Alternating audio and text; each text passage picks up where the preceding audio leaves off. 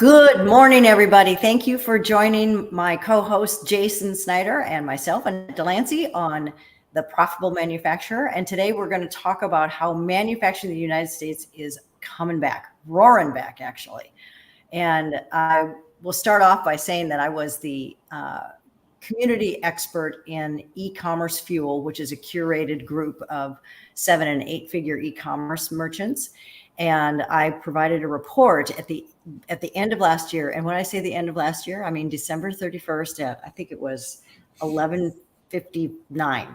I had to get it in by the end of the year. It was pretty funny. So I'm going to be referring to that report. We have other articles and things that we're going to talk about. And just to be totally transparent, I am a U.S. I'll use Jason's word about profit first, a zealot. I'm a zealot for U.S. manufacturing. So Jason, do you want to add something before we get started? No, just been reading some more stories as well. It's been going back a couple of years. I think the articles that I've seen even more recently as well. So yeah, I think there's a nearshoring or reshoring, I think is some of the terms that are in the popular media these days that we'll be talking about today. Yep. And so I want to ask everybody if you're familiar with the WeatherTech commercials. And the WeatherTech makes like car floor mats and other related items. And it's about protecting your car. Well, they're made in the United States. You know what? I'm going to have to turn. The sun just came out. I'm sorry. Well, sorry about that. Like the sun coming out, the U.S. manufacturing wave has kind of started as well. So. Yeah, sorry about that.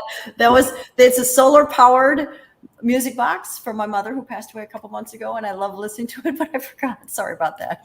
Oh well, that's what live is all about, right? Yep. But the WeatherTech commercials are so fun because they're great commercials. But one of the commercials talks about where it says you want to open a manufacturing, you can't do that. You want to hire employees in the United States, you can't do that. And it was this wonderful kind of skit about how you can't do that and what they've done and accomplished.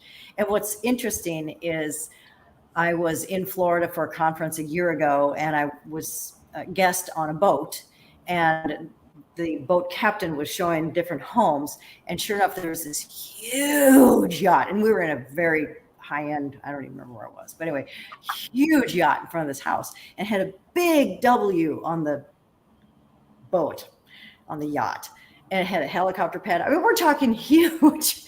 And it was the owner of WeatherTech. And I thought, good for you. A lot of people think that's ostentatious. And I probably would never buy a yacht myself. But the point is that he has made manufacturing work for him as well as employees. And he's just one of many stories.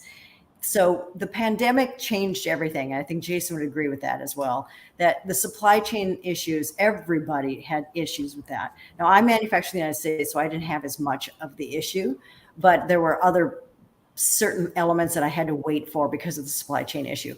But what's also happened is way back, it was during Bill Clinton's era, I believe, as president, is he basically, under his administration came up with the Chinese-American Pact about economic, sharing and success, which opened the doors to American manufacturers to manufacture in China. And what they forgot to look at is what could happen down the road, as often happens in large organizations and in our own government, 20, 30 years out, it's very hard to articulate and to identify what could possibly happen. So what's happened is China has become a production manufacturing powerhouse. And as a result, the scales are tipping in terms of balance and of power and control. And manufacturing really took a hard hit over the next years and decades. And it's starting to come back. Number one, the pandemic really heightened what was wrong. And some of the things that are wrong is the quality of goods in China can suffer. Not all China manufacturers are poor quality. But what happened is the price is so low. But what happened is the customs the taxes and the fees and the landed costs ended up getting more and more and more because the cost is so low. And a lot of times what happens is as manufacturers, we look at just our cost, but we have to add those. And as a manufacturer, I go out to bid in different manufacturing, not just China. We're talking about China, India, Mexico. And I see the cost of goods is significantly lower, but then all the customs duties, fees, landed costs, not to mention the freight to get it to where I need it to go, et cetera, was about the same as a U.S. manufacturing facility with labor. So that's something that I always, I help my clients on She Makes Products. I help my clients identify what the true costs are, and so that they can look at that. So the supply chain created a real issue. And so here's a couple things from the report that I'd mentioned that I created. So the top 15 countries by manufacturing, this is by the end of last year, and China was number 1 and United States is number 2. And do you want to guess who number 3 is, Jason? Japan or Mexico? Japan, that's right. And then Germany, South Korea, then in India. And but China produces 28.7% of all global production. Now, this is not a China versus the United States. This is all about kind of the history, so you get an idea, which China was a significant part of it. Now, India, Vietnam, Mexico, they're all upcoming, and they each have very different segments of the manufacturing population, industry that they focus on. And you can find typically sewn product goods in India, Vietnam, and Mexico. You can find some medical manufacturing, device manufacturing in India, as well as Japan. So definitely take a look at that. But the reason that manufacturing is coming back started because of it just highlighted the problems with offshore manufacturing. And manufacturing in the United States is the 5th largest employer, the largest employer. So do you want to guess who the number 1 is? Probably government. Yeah, well, healthcare and social assistance. So you are right, Jason. Ding ding, you got two for two. And then the retail trade is next, and then accommodation and food services, and then administrative and support and waste management remediation services is a industry, and then manufacturing is 5th.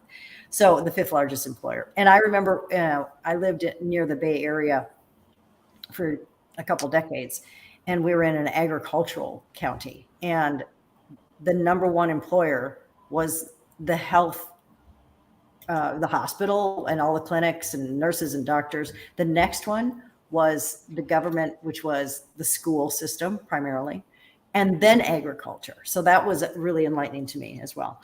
So the productivity cost is an issue, whereas productivity is very good typically overseas, and Americans have a different way of looking at productivity. And so we as owners have to pay attention to that. And I do time studies often, and to make sure that we're being productive. But that goes along with creating a good culture.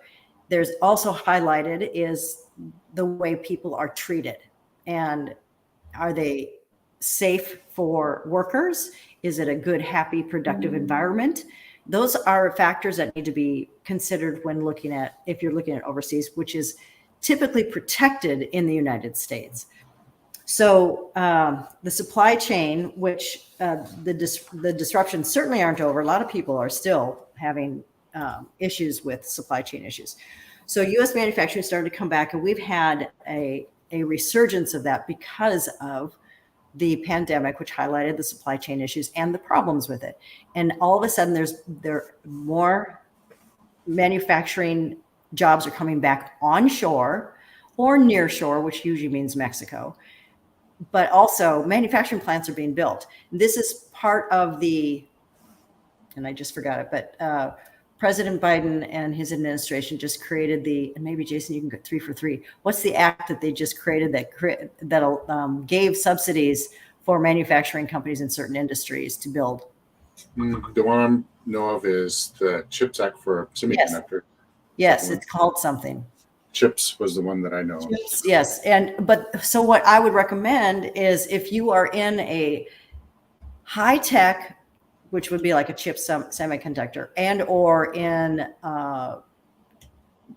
like automotive manufacturing, a much more hard goods type of manufacturing, they have subsidies available for manufacturers.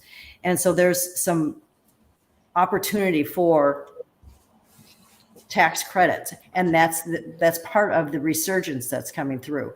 And we're going to see that for the next 2 or 3 years because these subsidies are definitely helping manufacturers to come back. Now, there's some nuances there that we need to be aware of, that the geopolitical tensions that we have right now are a big issue.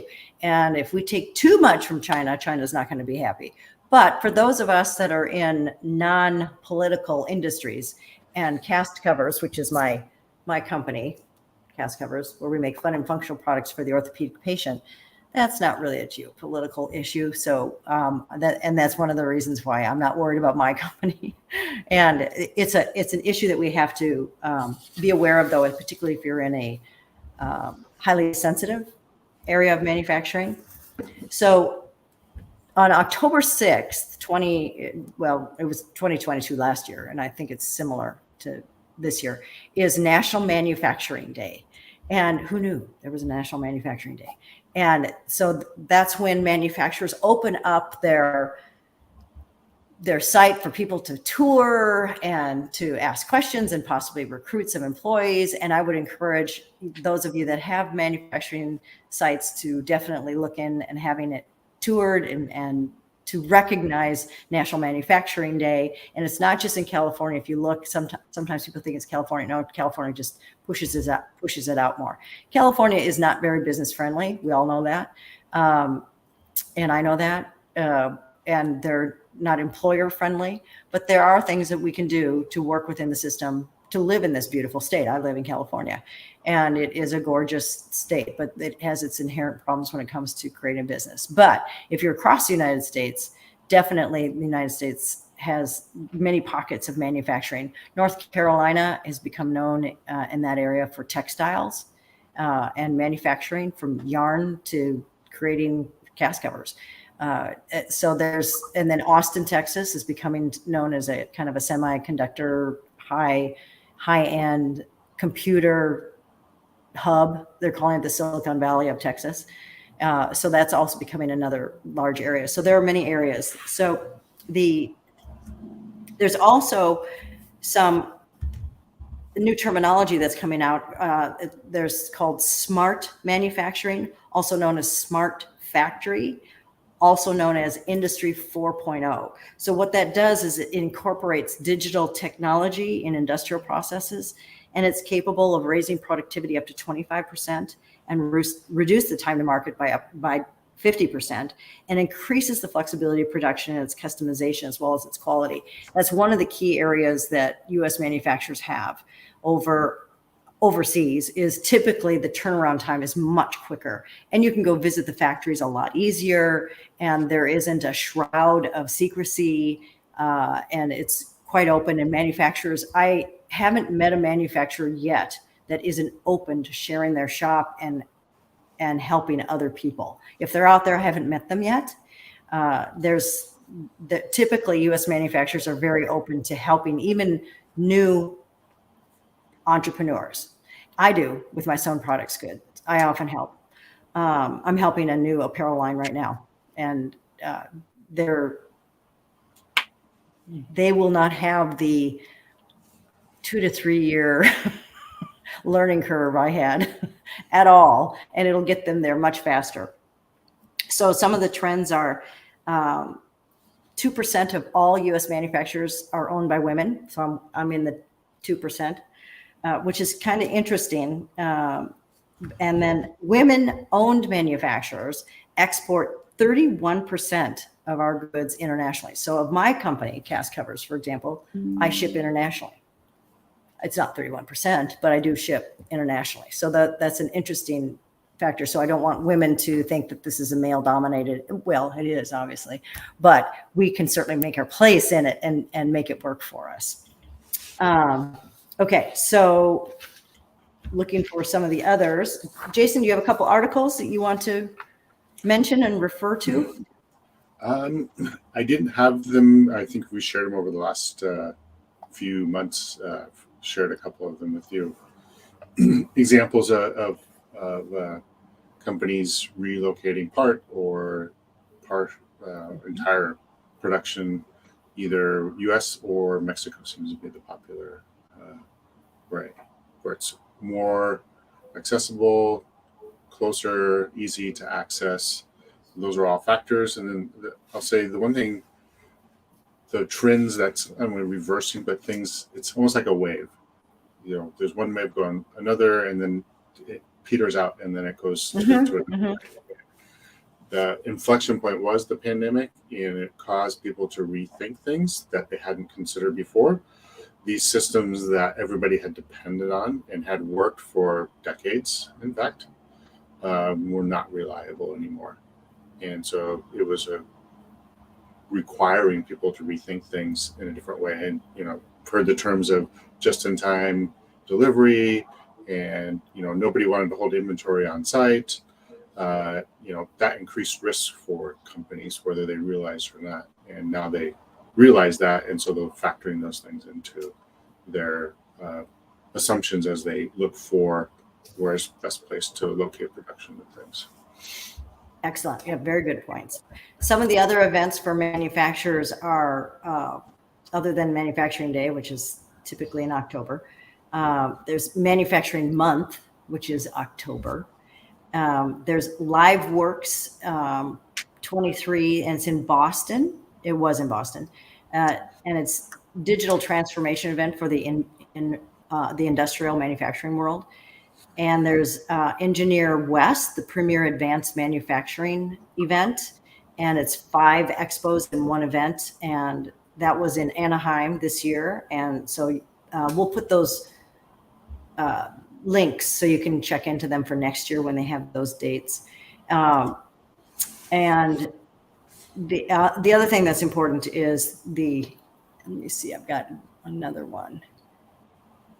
So we've got, there we go. CNBC reported there's a major shift underway in manufacturing for U.S. companies. And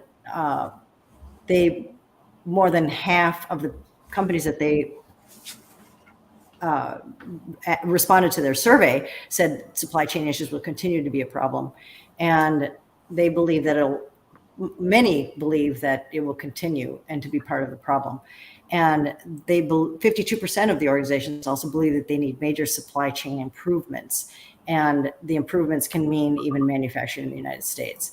And if it costs in the supply chain increase, this is the biggest question that manufacturers have, is how do we plan to recover the money? And it could be wage or recruitment freezes, which I don't think that is an issue. I'll tell you that in a minute why. To do staff job cuts, again, another reason we don't want to do that. And then increase the selling price of our goods and services. Depending on what you have and what your competition is, that may be the best way to do it. But another way to do it, and this is what Jason and I talk about, is the Parkinson's principle of profit first, where we allocate our resources. And I'm using my hands. It's like a tube of toothpaste, and at the very end, and you don't have any more, and you squeeze and squeeze and squeeze to get just that little bit so you can brush your teeth. And that's what really makes the difference when it comes to, so you don't necessarily have to cut wages and or jobs. However, if you've got fat, if you've got excess, you need to cut that. So, and that's part of also the Parkinson's principle, to reduce that. But in one of our other episodes, I talked about government assistance programs, and there are many subsidies and assistance programs to help with payroll if you're in manufacturing. So I encourage you to look at your local economic development corporation sites and or Chamber of Commerce and or the state sites as well, because they can help you as you get back into U.S. manufacturing or start up U.S. manufacturing. The number of manufacturers that are starting to come back, I read 3 different articles, and they're quite a wide variety. So that's why I'm not wild about saying how many are coming back, but it's anywhere from 4% to 28%. 3 different articles had 3 different figures on the exact same. So put it this way, there are manufacturing companies that are overseas that are now starting to come back. I can't tell you exactly how many because the sources were not, I don't think, legitimate, but they are coming back. And we want to encourage all of you that are considering U.S. manufacturing, either staying or coming back or starting, to consider it as a viable option. Anything else, Jason? Yeah, it's complicated. Supply chain is a very complicated thing, and it takes, in some cases, several years to decades in major industries to be able to uproot and make changes. And it's going to happen over a period of time.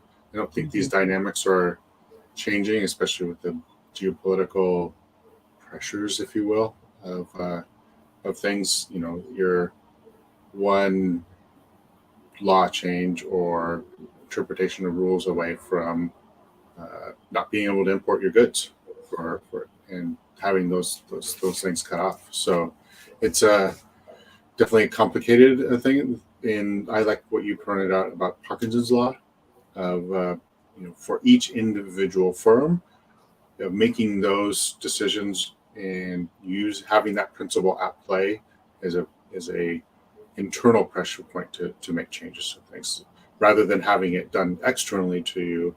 Implement a little bit of it internally to be able to drive change and things. And we can't change much of the macro events and what's going on, but we can internally at a small business level, or depending on what your size of your organization is, make changes internally to affect things. And we're pushed by the macro events, but it's not existential in many cases to us. And so we have control over those things, and those are the things we can control. That shouldn't stop us from taking action internally and say, oh, I can't do anything because XYZ is going on in the world. Because of the geopolitical issues. No. Yeah. Right. Yeah. And so that's why our counsel would be, we have all these things going on that are out there in the macro world, but we could focus, and these are things that we can put in place right away in our businesses to, again, not to stop those things, but to be more responsive when those things do happen. I agree. And I also think it's important that we recognize that we don't have to blame somebody or something for an issue. It just is. It's an evolution. That's one of the things that I love about business. It's never ending, never changing. If we become too stagnant and say, I just wish things were the way they were, that doesn't help or serve us, our customers, our employees. And that's one thing that is, as we age, which I'm in my 6th decade, I wish things was just not changing all the time. But actually, it keeps me on my toes and it keeps me fresh. And so it's now what do I do? You know, that kind of thing. And so to dovetail on what Jason said about the internal, we can make a difference and we can do things. And it's just I want you to use the phrase, be curious instead of furious, because that's what, if you're curious, all of a sudden things start to open up. The world starts to open up and literally starts to open up. And so it's very important for U.S. manufacturers for people who are considering and or very interested in U.S. manufacturing coming back, to know that this is, as Jason said even earlier, the pendulum swings. There are trends, there are things. Well, right now the pendulum is swinging back towards the United States manufacturing. And I think there's a growing public, it's not an outcry, but it's a growing public sentiment that Made in America, being proud of our country, is something it's worth it. It's worth it. We have to pay a couple pennies more, a couple dollars more, it's worth it. Yeah. And one thing to point out on that, it's, again, not something, I think it kind of backs up that sentiment. Several times I'll see in Amazon product listings questions about where it's manufactured now that I didn't see a few years ago. Exactly. So. We have customers call us and people actually ask, where is it shipping from? not just where is it made, but where is it shipping from? And I thought that would, and I've had that quite a few times. My customer service team, always bubble those back up to me and let me know. But absolutely, Jason's right. In the last couple of years, more and more people are asking, and we are very proud of the fact that we're made in the United States. And so we stated all over our packaging and our website and even our products on Amazon as well. Yep. Okay, so I think that gives a lot of information about U.S. manufacturing coming back. And for those of you who are not familiar with WeatherTech commercials, I recommend go checking them out. They're a lot of fun. And again, they're having fun. They're making fun of themselves, which is really kind of neat. It's a car mat cover, and they made it so you watch the commercial. I mean, that's pretty cool. Yeah. So, all right. Well, thank you very much, everybody. We'll see you next week on The Profitable Manufacturer. Thanks, everyone. See you next week.